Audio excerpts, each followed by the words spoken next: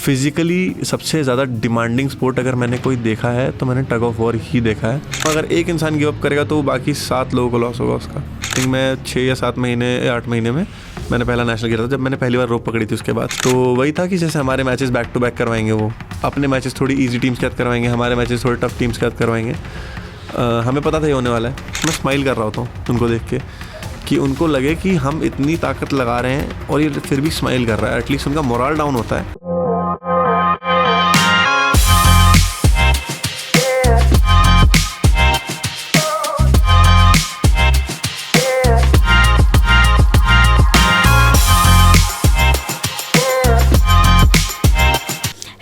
स्वागत है आप सभी का स्वाभिमान के आज के नए पॉडकास्ट में। आज हमारे साथ है अमित राज, जो कि टग ऑफ वॉर के प्लेयर हैं और ये काफ़ी ज़्यादा कॉम्पिटिशन्स में जा चुके हैं, पार्टिसिपेट कर चुके हैं नेशनली, लोकल और अपने कॉलेज को भी रिप्रेजेंट करते हैं अमित राज। तो आइए इनसे ही जानते हैं टग ऑफ वॉर के बारे में, स्पोर्ट के बारे में। जी अमित राज, थैंक यू सो मच यहाँ पर आने के लिए। और मैं जानना चाहूँगी कि सबसे पहले बात करते हैं टग ऑफ वॉर इंडिया में। मतलब अगर टग ऑफ वॉर की मैं बात करूँ तो सबका कहीं ना कहीं ये परसेप्शन है कि ये बच्चों का गेम है, मतलब हम ऐसे ही खेलते हैं बच्चे। तो फिर क्या इसका स्कोप है प्रोफेशनली? टग ऑफ वॉर जिसे मतलब रस्साकशी के नाम से जानते हैं लोग जनरली। अगर मैं किसी को बताता हूँ टग ऑफ वॉर तो उसे जल्दी समझ नहीं आता, बिकॉज इतना मेन स्ट्रीम नहीं है। ओरिजिनेट ही साउथ से हुआ है, कर्नाटका वगैरह वाली साइड से। तो कभी भी आप जाओगे किसी कंपटीशन में तो जनरली जो स्ट्रॉन्गेस्ट टीम्स होती हैं वो साउथ की होती हैं। अब नॉर्थ की भी अच्छी खासी टीम्स आ गई हैं, बट ओरिजिनेट ही साउथ से हुआ है। एंड रही बात इसके स्कोप की, तो इसके competitions countries like Singapore, Malaysia, हर जगह हो चुके हैं। अगर आप यूट्यूब पे जाकर टग ऑफ वॉर सर्च करोगे, सबसे पहले आपको बाहर की ही कंट्रीज़ के मिलेंगे कॉम्पिटिशन्स। ये बहुत सारी कंट्रीज़, ईरान वगैरह में भी बहुत अच्छे खासे लेवल पे। इंडिया में जैसे आप बोल रहे थे कि लोग बोलते हैं बच्चों का स्पोर्ट है। हाँ जी। अगर मैं बताऊं अपने पर्सपेक्टिव से, मैं बहुत स्पोर्ट्स खेल चुका हूं। मैं क्रिकेट भी खेल चुका हूं, मैं खो खो भी खेल चुका हूं, मैं वॉलीबॉल भी खेल चुका हूं, मैं कबड्डी भी खेल चुका हूं। फिज़िकली सबसे ज़्यादा डिमांडिंग स्पोर्ट अगर मैंने कोई देखा है तो मैंने टग ऑफ वॉर ही देखा है। मैंने पहले एक दिन में, सेम डे की बात बता रहा हूँ मैंने क्रिकेट भी खेला है, ट्रेन किया है, वॉलीबॉल भी ट्रेन किया है और मैंने कबड्डी भी ट्रेन किया है एक दिन के टाइम फ्रेम में, क्योंकि मैं तीनों स्पोर्ट्स खेलता था अपने कॉलेज की टीम से। बट अगर मैं टग ऑफ वॉर ट्रेन कर रहा हूँ, जिस इंटेंसिटी से मैं अब ट्रेन करता हूँ, तो मैं ट्रेनिंग करके आने के बाद बेड पे पड़ जाता हूँ। मैं जिम जाके अपना वर्कआउट भी ख़त्म कर पाऊँ, इतनी भी एनर्जी नहीं होती है। It is very physically demanding and इसमें इंजरीज इतनी होती हैं कि बच्चा तो कोई सस्टेन नहीं कर सकता है। जो बच्चे खेलते हैं जो छोटे लेवल पे, उसमें इतना ज़्यादा, देखो बात ही होती है ना कि एक 20 साल, 22 साल, 18 साल, 19 साल के इंसान में जितनी स्ट्रेंथ होती है उसको आप 14-13 साल के उससे कंपेयर नहीं कर सकते। जब 8 लोग इतने ज़्यादा बॉडी वेट के, इतने ज़्यादा स्ट्रेंथ के लगा रहे होते हैं जोर दोनों साइड से, 8 लोग इस तरफ से, 8 लोग इस तरफ से, एक इंसान इंडिविजुअली एटलीस्ट 200 किलो का फोर्स भी लगा रहा होगा, अगर 1600 kg एक साइड से, 1600 kg एक साइड से, that amounts to around 3.2 ton जी, 3200 किलो। तो उसमें अगर थोड़ा बहुत भी इधर उधर होता है तो इंजरी होती है, बिल्कुल होती है। तो बच्चों का स्पोर्ट तो ये बिल्कुल नहीं है। अगर आप खेलोगे, लोगों को लगता है कि रस्सी खींचनी होती है, एक साइड खींच के ले आना होता है, बट मैं हर किसी को बोलता हूँ, हम लोग बहुत वेलकमिंग है, बहुत इनकरेज करते हैं। किसी को भी स्पोर्ट के बारे में इसके जानना है, हम लोग ट्रेन करते हैं, संडे ट्रेन करते हैं, और कभी कभार हम कॉलेज में भी ट्रेन करते हुए दिखते हैं आपको ग्राउंड में। आप कभी भी आ सकते हो, हमारे साथ एक दिन ट्रेन करके देख सकते हो। मैं आपको गारंटी दे सकता हूँ, जो आपका सबसे अच्छा एथलीट आपको लगे पूरे यहाँ से, कॉलेज से, पूरे कैंपस से, आप उसको एक बार हमारे साथ भेज सकते हो। मैं गारंटी दे सकता हूँ सेकंड डे वो नहीं आएगा। ओके, तो ये तो आपने बात बिल्कुल गलत प्रूव कर दी कि टग ऑफ वॉर जो है वो बच्चों का स्पोर्ट है। बिल्कुल नहीं है, बिल्कुल नहीं है। अभी आपने बीच में बात की थी ट्रेनिंग की। टग ऑफ वॉर की ट्रेनिंग मतलब कैसे खास है? आपने कहा कि काफ़ी ज़्यादा इंटेंस है, काफ़ी ज़्यादा स्ट्रेंथ रिक्वायरिंग है, कैसे? जनरली जो पर्सपेक्टिव होता है लोगों का, वो लगता है उन्हें कि अगर आप जिम करते हो, आपकी फिजिक ठीक है तो आप खेल सकते हो। हमने जिम वाले बहुत लोग आते हुए देखे हैं और हमने छोड़ के जाते हुए देखे हैं 10-10 दिन में, बिकॉज उनका जो जिम का जो मेन होता है ना पर्सपेक्टिव, होता है कि आप 8 से 10-12 रेप की रेंज में ट्रेन कर रहे हो। तो हमारे मैचेस चलते हैं 3-3 मिनट तक चल जाते हैं, और 3 मिनट आपको कॉन्टीन्यूअस फोर्स लगा के रखना पड़ता है। तो जो एंड्योरेंस की रिक्वायरमेंट होती है, इट इज़ एक्सट्रीम। तो उसी एंड्योरेंस को बनाने के लिए हमें ट्रेन करना पड़ता है। अब जो हमारी ट्रेनिंग होती है, शुरू होती है, हम लोग रनिंग से स्टार्ट करते हैं। रनिंग काफ़ी देर तक चलती है। आप मान के चलो जब आप एक बार ड्रेन हो चुके हो अच्छे खासे ऑलरेडी रनिंग से ही, उसके बाद स्ट्रेचिंग स्टार्ट होती है। रनिंग कितने एरिया में यूजुअली करते हो आप, और कितने ज़्यादा मतलब कितने रेप्स होते हैं? अगर आप मेन GGSIP वाला कैंपस है उसका ग्राउंड कंसिडर करो, जनरली सबने देखा होता है, बट अगर फिर भी मैं आपको एक पर्सपेक्टिव दूँ तो लेंथ में इट इज़ अराउंड 200 मीटर्स और विड्थ में 150 मीटर्स के आसपास है।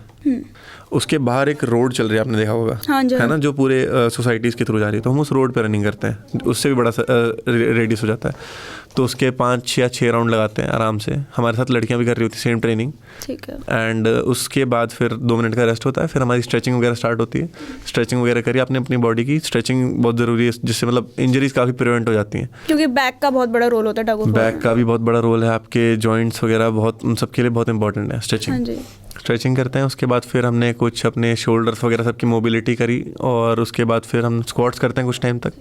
स्क्वाट्स भी बहुत ज़रूरी है वहाँ पे, बिकॉज आपका मेन गेम लोगों को लगता है हाथों से खींचना है, बट टग ऑफ वॉर 70% आपके सिर्फ पैरों का गेम है। हाँ जी। शुरू में जब आप प्रैक्टिस करते हो, बिकॉज वो रोप इतनी थिक होती है, उसको पकड़ने में आपके हाथ ऐसे होते हैं कि आप एक मैच के बाद आपके हाथ ऐसे बंद नहीं कर सकते, हाथ आपके पड़े होते हैं। आप बंद नहीं करोगे, आपके हाथ कहाँ पर होंगे, आपके सारे ये फटेंगे, ये सब हर जगह जगह से। मेरे आप हाथ देखोगे, आपको ऐसी जगह क्लॉट्स दिखेंगे, यहाँ क्लॉट दिखेंगे, यहाँ क्लॉट दिखेंगे, जो जनरली किसी के नहीं होते।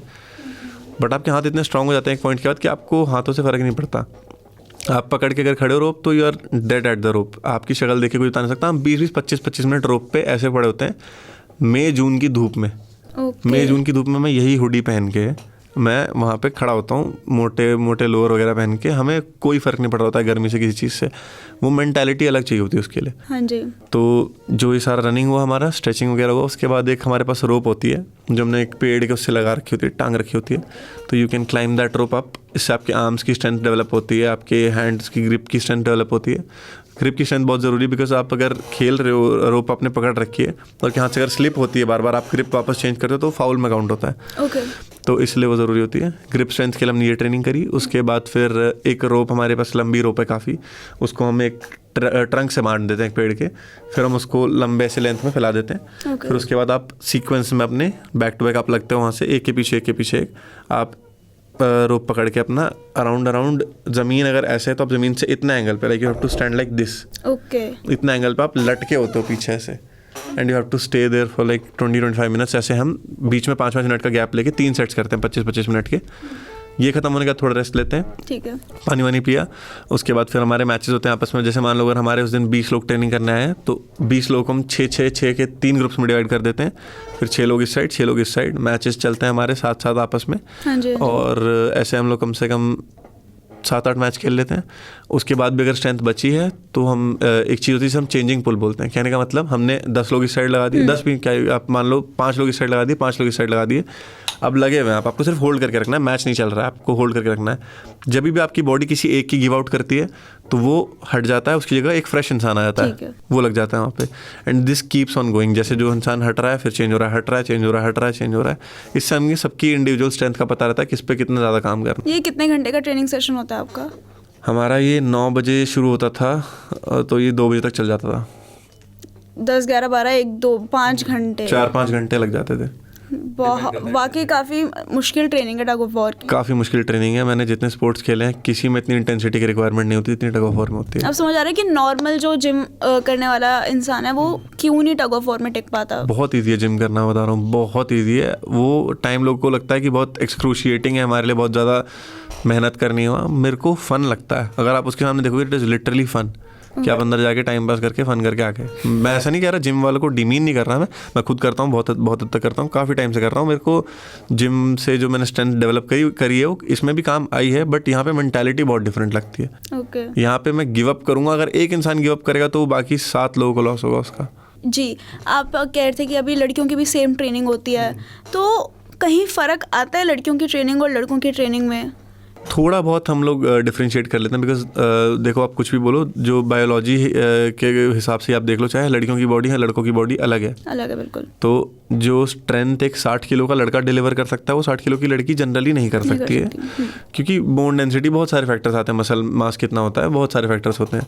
एक्सेप्शनल केसेस हैं ऑब्वियसली हैं, बट फिर भी तो थोड़ा बहुत हम लीनियंसी रखते हैं लड़कियों के साथ, क्योंकि हम उनसे एक्सपेक्ट नहीं कर सकते एग्जैक्टली उतना, बट हम ऐसे नहीं करते ट्रीट उन्हें जैसे वो बहुत फ्रेजाइल हैं। ठीक है, हम उन्हें भी जैसे हम अपने लड़कों को पंप करते हैं ना मैचेस के टाइम पे, हम उन्हें भी ऐसे ही पंप करते हैं, उन्हें वैसे ही चिल्ला के। अगर आप हमारे मैचेस की वीडियोस देखोगे तो हमारे 8 लोग खेल रहे होते हैं, यहाँ साथ में 8 लोग दूर खड़े होते हैं जो चिल्ला रहे होते हैं, उन्हें बूस्ट कर रहे होते हैं। लड़कियों को भी वैसे बूस्ट कर रहे होते हैं जैसे लड़कों को बूस्ट कर रहे होते हैं, क्योंकि हम वहाँ फ़र्क नहीं करते, ग्राउंड पर फ़र्क नहीं करते जी। बस अगर हमें दिख रहा फिजिकल रिक्वायरमेंट्स में अगर कोई इशू है तो वैसे करते हैं, अदरवाइज नहीं। ठीक है अमित, कल अभी आप एक टूर्नामेंट खेल के आए, मैं उसके एक्सपीरियंस के बारे में जानना चाहूँगी आपसे। कैसा रहा आपका एक्सपीरियंस, और मतलब वहाँ पे क्या आपको मुश्किलें आई, हाउ इज़ इट, और आपने जो अचीव किया वो भी बताएं एक बार। कल मैं जो टूर्नामेंट खेलने गया था, इट इज़ ADGITM के नाम से जाना जाता था कॉलेज, अभी रिसेंटली रीनेम होकर ADGIPS हो गया। अगर आपको बताओ, अखिलेश दास गुप्ता करके कॉलेज है, जनरली इंजीनियरिंग के लिए जाना जाता है। हाँ जी। तो इनका स्पोर्ट्स मीट था, इन्होंने टग ऑफ वॉर भी ऑर्गेनाइज किया था, और भी स्पोर्ट्स थे, बट मैं पर्टिकुलरली टग ऑफ वॉर खेलने गया था वहाँ। मैं जनरली, मेरे को ऐसा होता है कि मैं जिस कॉलेज से मेरे को अप्रोच किया गया मैं उस कॉलेज से खेल लेता हूँ। इस बार मेरे को एमिटी वालों ने अप्रोच किया था, तो मैंने एमिटी वालों के साथ परफॉर्म किया था इस वाले टूर्नामेंट में। मिक्स कैटेगरी में खेला था हमने और मेंस कैटेगरी में खेला था हमने। तो टूर्नामेंट काफ़ी अच्छा था। हम लोग जनरली जो कम्युनिटी बन चुकी है पूरे टग ऑफ वॉर की, दिल्ली में जितने हैं एटलीस्ट उन्हें हम जानते हैं, तो it was a pleasant experience आप कह सकते हो। बट थोड़ा बहुत बायस तो होता ही है। जैसे अगर आप अपने कॉलेज में खेलेंगे तो हम अपने कॉलेज वालों को थोड़ा सपोर्ट एक्स्ट्रा करेंगे, थोड़ा सा रेफरी थोड़ा सा उनकी तरफ बायस्ड होगा, थोड़ी सी कंडीशंस उनके लिए क्या आप कह सकते हो अनुकूल होंगी, उनके लिए फेवरेबल होंगी। तो वही था कि जैसे हमारे मैचेस बैक टू बैक करवाएंगे, वो अपने मैचेस थोड़ी इजी टीम्स के साथ करवाएंगे, हमारे मैचेस थोड़े टफ टीम्स के साथ करवाएंगे। हमें पता था ये होने वाला है, हम प्रिपेयर्ड थे इस चीज़ के लिए। तो जैसे ही अगर हमारा एक मैच ख़त्म होता है ना, तो बॉडी की हालत ऐसी होती है, अगर आप वीडियोस देखोगे, कि बस थोड़ी देर के लिए 5-10 मिनट के लिए हमें छोड़ दो, हमें पानी नहीं चाहिए, हमें कुछ नहीं चाहिए, हमें बस पड़े रहना, छोड़ दो। तो वैसा ही सीन था। बट हमें जानबूझ के वो मैच ख़त्म होती कह रहे थे अगला मैच है, तो हमें पता था कि हमें एटलीस्ट उन्हें दिखने नहीं देना हमारी शक्ल पे कि हमारी हालत ख़राब है। हम उठ के खड़े हो जाते थे, गिरते थे, उठते थे, खड़े होते थे, रस्सी पे लाइन पे लग जाते थे कि इससे पहले वो फ्रेश वाले आए, हम अपने खड़े होते थे कि आप आओ, हम रेडी हैं। तो हमने कंप्लीट किया, हमने पूरा टूर्नामेंट, एंड हमने जितने भी राउंड्स खेले हम सारे जीते। हमारे मेंस में भी गोल्ड आया एंड हमारा मिक्स में भी गोल्ड आया वहाँ पे। अमित, आपने स्क्विड गेम देखा है? हाँ जी, देखा है। वहाँ पे भी एक गेम हुआ था टग ऑफ वॉर का, तो उसमें जो दिखाया गया था कि आप ऐसे पूरे लीन होएंगे, ऊपर देखेंगे, मतलब क्या ये टेक्निक सही है? देखिए, फर्स्ट ऑफ ऑल ये जो ऊपर देखने वाला है, ऐसा कुछ नहीं होता है। हमारा मेन मोटिव ये होता है कि सामने वाली टीम हमारे फेसेस देख पाए, और हम कितने भी थक चुके हों, हम अंदर से हमारे अंदर स्ट्रेंथ नहीं बची हो, बट हमारा फेस ऐसा होना चाहिए कि आप उस पर एक्सप्रेशन देख के बता नहीं सकते, एक्सप्रेशन लेस होगा। कितनी भी जान लग रही हो, हमारे शक्ल पे नहीं दिख रहा होना चाहिए।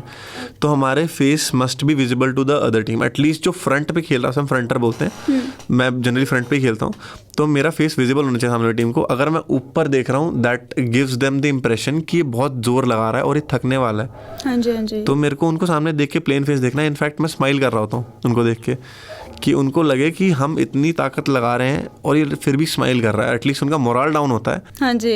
तो दैट इज़ वेरी इंपॉर्टेंट। ऊपर देखने वाली चीज़ बताया कि it is all about mental game, बहुत मेंटल गेम है। आपको पता है, आप भी थक चुके हो, सामने वाले भी थक चुके हैं, अकेले आप नहीं थक रहे हो। तो उस मेंटल एज को कौन सरपास करके फिर भी अपना कंटिन्यू करता है, और उससे डिसाइड होता है कि कौन जीतेगा जी उस एज के बाद। और स्क्विड गेम्स में आपने देखा होगा कि सारे लोग ऑल्टरनेट खड़े थे, एक रोप के इस साइड खड़ा था, फिर एक इस साइड खड़ा था, फिर एक इस साइड खड़ा था, फिर एक इस साइड।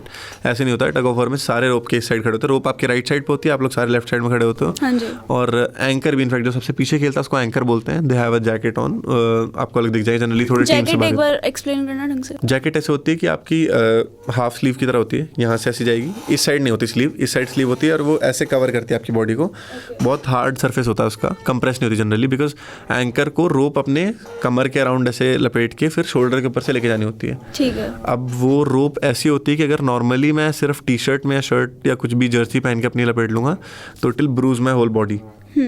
तो उस चीज़ को प्रिवेंट करने के लिए एंकर के पास वो जैकेट होती है। जनरली वो जो रोप है, इतना स्ट्रेन होता है उस रोप के ऊपर कि जब मैच चल रहा है तो it is no less than आप वुडन बार स्टिक मान लो या आयरन बार मान लो, क्योंकि वो इतना टेंशन होता है उस पर, वो स्टिफ है उस टाइम पे। वो हमारे यहाँ पे रिब्स पे प्रेस हो रही होती है, यहाँ पे भी इनफैक्ट मेरा भी सोलन होगा, तो वो रिब्स पे प्रेस हो रही होती है आपके। तो हमारे लिए जब हमने लपेटी नहीं है तभी भी हमें इंजरी होती है। तो एंकर के लिए तो बहुत ज़रूरी है कि अपनी बॉडी को प्रोटेक्ट कर पाए, तो वो जैकेट बहुत ज़रूरी होती है। ओके, हमें आपकी वजह से अपना अच्छा खासा टाइटल मिल गया कि अमित राज प्रूव्ड स्क्विड गेम रॉन्ग।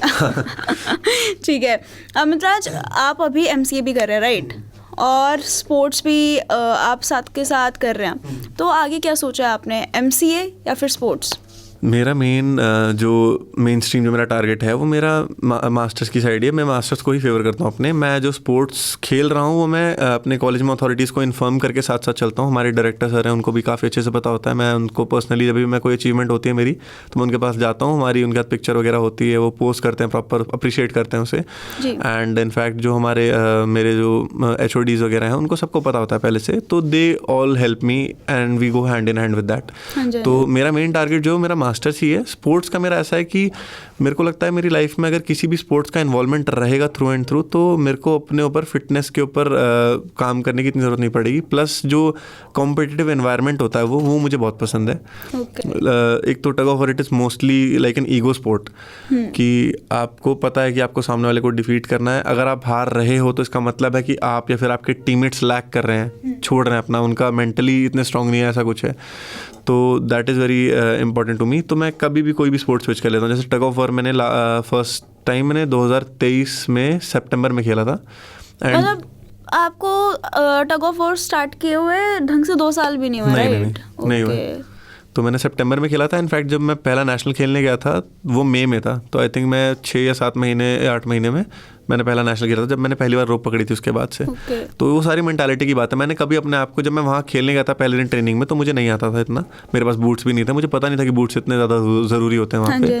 तो मुझे वहाँ जाके पता लगा, तब मुझे नहीं आता था। मेरे से ज़्यादा खेलने वाले सारे लोग थे वहाँ, who are way more confident than me, but मैंने अपने आप को कभी कम माना ही नहीं। कि मेरे को लगता है like I have this mentality जहाँ मैं सोचता हूँ कि अगर कोई भी इंसान, कोई भी ह्यूमन कोई चीज़ कर पा रहा है तो I have all the same privileges, I have the same body and मैं भी कर सकता हूँ उसको if I push hard enough. तो मैंने अपने आप को उसी हिसाब से ट्रेन किया एंड कंप्लीट किया हमने and it went very well. जी, हमें बहुत बड़ी बात होती है कि आप 6-7 महीने कोई स्पोर्ट खेल के नेशनल्स तक पहुँचना बहुत बड़ी अचीवमेंट है ये। अब हम किसी भी स्पोर्ट की बात करते हैं तो एक चीज़ बहुत ज़्यादा कॉमन सामने निकल के आती है, डोपिंग। क्या टग ऑफ वॉर में लोग डोपिंग करते हैं? और मतलब क्या, क्योंकि स्ट्रेंथ जैसे आपने बताया कि बहुत ज़्यादा स्ट्रेंथ की रिक्वायरमेंट होती है एंड आई एम श्योर कि वो बहुत ज़्यादा डोपिंग करते होंगे, तो फिर कैसे एक्शन लिया जाता है, एक बार ये बताइए। जनरली टग ऑफ वॉर की फंडिंग इतनी एक्सट्रीमली ज़्यादा नहीं होती। जनरली आपको पता ही है इंडियन मीडिया मेनली जो स्ट्रीम करती है क्रिकेट को करती है, तो क्रिकेट में एक बार को फिर भी चेक हो सकता है, बट आई डोंट थिंक कि क्रिकेट में इतनी डोपिंग का स्कोप है बिकॉज स्ट्रेंथ रिक्वायरमेंट इतनी नहीं है। हाँ जी। बट जो भी स्ट्रेंथ स्पोर्ट्स हैं, बॉक्सिंग हो गया आपका, रेसलिंग हो गया आपका, टग ऑफ वॉर हो गया आपका, वेट लिफ्टिंग हो गया, पावर लिफ्टिंग हो गया, यहाँ पे स्ट्रेंथ रिक्वायरमेंट बहुत ज़्यादा होती है। तो आपकी स्ट्रेंथ को इन्हांस करते हैं बहुत ही नेक्स्ट लेवल पे ये सब्सटेंसेस जो होते हैं, जिनका लोग अब्यूज़ करके अपनी बॉडी को भी नुकसान पहुँचा लेते हैं कई बार। दैट इज़ द रीज़न कि ये बैंड है चीज़ें। अब जहाँ मैं टग ऑफ वॉर खेलने गया था, नेशनल्स खेलने गया था, वहाँ पे देयर वाज नो टेस्टिंग, कोई टेस्टिंग नहीं थी। और फंडिंग का इस हिसाब से कि मानो जब मैं चेन्नई गया था तो it was the beginning of May, peak गर्मी होती है चेन्नई में, और गर्मी होगी और ज़्यादा, और ह्यूमिडिटी भी और ज़्यादा होती है। जो हम लोगों को अकोमोडेशन प्रोवाइड किया गया वहाँ पे, it was a big classroom. आप मान के चलो वो क्लासरूम इतना बड़ा था कि उसमें आप 30 बेड्स फिट कर सकते हो आराम से, 35 बेड्स, और उसमें 2 फैन थे सिर्फ फंक्शनिंग, 2 छोटे छोटे फैन। वो हम लोग को जानबूझ के ऐसी कंडीशंस में रखते हैं कि हमारे लिए चीज़ें मुश्किल बनाएं। और एंड उसके बाद भी हमने चलो अपना बेस्ट दिया वहाँ पे जाके, हमारी 4th पोजीशन है ऑल ओवर इंडिया। बट जो टीम साथ में खेलती हैं, अगर उनमें से कोई डोपिंग कर रहा है, कोई भी चीज़ एक्सवाइजेड सब्सटेंस का यूज़ कर रहा है, तो it is almost impossible to detect. अगर आपको फिजिकली कुछ दिख जाता है सामने से किसी कोच को, फिर आपकी टेस्टिंग करवाएं, that is a different thing.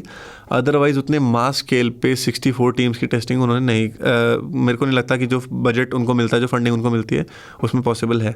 तो मैं यहाँ पे क्या मानूँ कि इस गेम को सीरियसली नहीं लिया जा रहा, या फिर उस सब्सटेंस को, मतलब कि लोग ऐसा कर सकते हैं, उस चीज़ को ज़्यादा अनसीरियसली लिया जा रहा है? अभी इस गेम को इतना सीरियसली नहीं लिया जा रहा बिकॉज लोगों को इसकी इतनी अवेयरनेस नहीं है। जैसे मैंने आपको बताया, अगर मैं किसी को बताता हूँ कि टग ऑफ वॉर में मेरी एक्सवाइजेड अचीवमेंट है, तो उनको नहीं पता लगता। मुझे उन्हें बताना पड़ता है कि रस्सा कशी होता है, रस्सा खींचते हैं जिसमें 2 साइड से, तो इसकी इतनी अवेयरनेस नहीं है। बट अगर आप जाके देखोगे, इसकी कम्युनिटी बहुत अच्छी है, बहुत हेल्दी कम्युनिटी है। हम, कोई भी नया इंसान आता है, अगर आप मान लो कोई और स्पोर्ट खेल रहे हो, आप क्रिकेट खेल रहे हो, आप फुटबॉल खेल रहे हो, आप ट्रेनिंग कर रहे हो ना, कोई नया इंसान आएगा जिसने आज तक खेला नहीं है, उसको आप नहीं खिलाओगे अपने साथ। बिल्कुल। आप बोलोगे कि पहले हम मतलब this is not the level you should be starting at.